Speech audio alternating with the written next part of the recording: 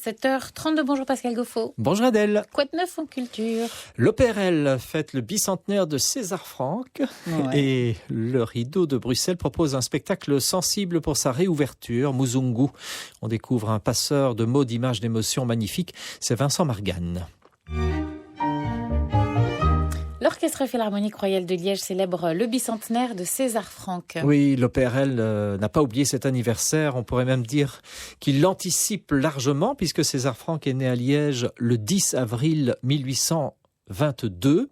Donc l'OPRL se donne presque une saison et demie jusqu'au mois de décembre, en fait, 2022, pour nous faire redécouvrir cette œuvre foisonnante de César Franck qu'on surnommait le Messie de l'art. Au programme, il y aura de nombreux concerts, mais aussi de nouveaux enregistrements. Plusieurs œuvres pour piano et orchestre seront enregistrées, puis l'OPRL interprétera en concert les œuvres phares de César Franck, comme la symphonie en ré mineur, mais aussi des œuvres moins connues, par exemple son troisième opéra Hulda et sa musique d'oratorio. Et vous allez l'entendre, ce bicentenaire fera rayonner l'orchestre bien au-delà des frontières de la principauté. François Caudron a rencontré Daniel Weissmann, le directeur général de l'OPRL. Nous nous promenons à travers toute la Belgique, on va aller jusqu'en Amérique du Sud normalement, en été prochain, avec César Franck. Donc on va avoir vraiment une activité de découverte aussi d'un compositeur qu'on ne connaît pas si bien que ça, parce que dans sa musique, il y a des phases très importantes de sa vie et des phases de son amour, non seulement de la musique, mais aussi de la manière dont il voulait défendre à la fin de sa vie. Il a beaucoup écrit d'oratorio parce qu'il considérait que la musique devait nous élever et que c'était pas uniquement un objet de consommation.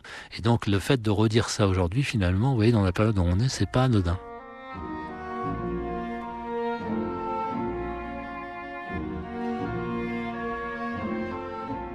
On va pouvoir redécouvrir ce compositeur. Qu'est-ce qui caractérise cette musique ? C'est une musique romantique d'abord. Donc c'est une musique romantique qui a beaucoup d'attaches au niveau français. Elle est attachée en fait à l'avant de Debussy-Ravel, avant l'impressionnisme musical. C'est une musique qui est encore très symphonique, qui est héritée du germanique, de tous ces grands compositeurs allemands, mais qui a une couleur française particulière parce que les thèmes de César Franck sont assez, on peut les chanter, c'est des thèmes assez reconnaissables. La manière dont César Franck voyait l'orchestre était particulière à son statut d'organiste. C'était un grand organiste, un grand pianiste. Et en fait, il écrivait l'orchestre un peu comme des registres différents de l'orgue, et ça donne une orchestration qu'on reconnaît. En fait, ce qui est étonnant chez Franck, c'est qu'on le reconnaît. En 2 notes, on sait que c'est César Franck. Donc c'est quand même déjà une grande personnalité. Les dernières notes du deuxième mouvement de la symphonie en ré mineur de César Franck, cette œuvre presque une signature de Franck, sera donc dirigée par Guerrier Madaras en novembre prochain à Liège. Et oui, magnifique œuvre, l'Orchestre Philharmonique Royal de Liège qui nous met l'eau à la bouche. Un concert sera donné ce soir à 20h à la salle Philharmonique au programme Les Éolites. C'est un poème symphonique de Franck, mais aussi le premier concerto de Chopin et la 8e symphonie de Dvorak. C'est un concert à suivre ce soir à 20h.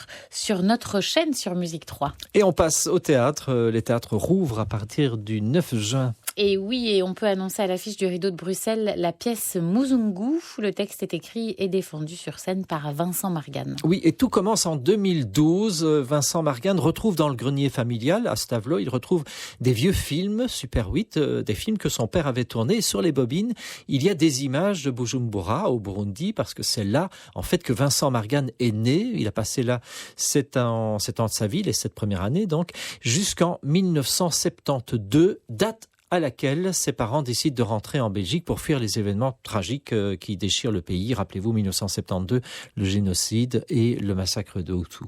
Et ces images de Bujumbura prises par le père de Vincent Margane sont projetées dans le spectacle. Oui, et on voit Vincent Margane à l'image, dans des couleurs saturées, les couleurs du Super 8. Il a 7 ans, donc il est entouré de ses frères au milieu d'un jardin luxuriant et il s'appuie dans ce spectacle sur ces images. Il raconte la chaleur moite des nuits, il raconte le fracas des pluies, la lumière, les saisons, et puis surtout une image sordide et pour la première fois la peur qui accompagne les mots Hutu et Tutsi. François Caudron a rencontré Vincent Margane.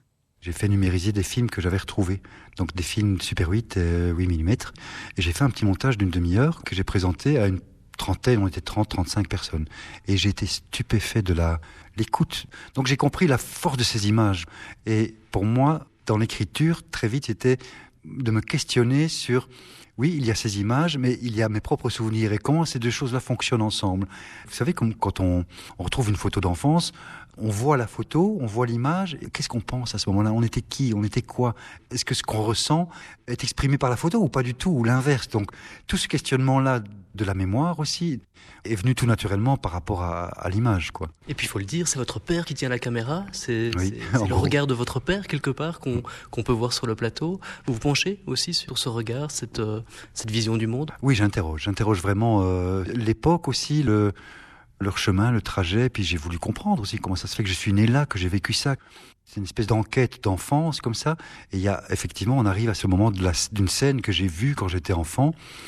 Voilà, une scène avec des cadavres au bord de la route, en fait, tout simplement. Et je savais que je voulais aller parler de cette scène, mais il a fallu que je fasse quelques détours avant d'y arriver.